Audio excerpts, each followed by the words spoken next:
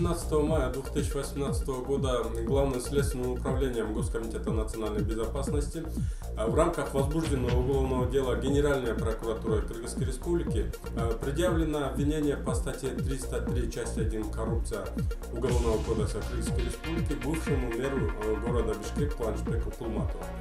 Что еще проходит по данному делу? По данному делу обвиняемых только я на сегодня. Все. Просто сообщалось, что обыск провели в вашем доме и в доме ряда должностных лиц. Не знаю, я как бы не общаюсь с этим, я даже не знаю. Вопросы тайны следствия я вот не могу сказать, но я тему разговора я не понимаю. Что там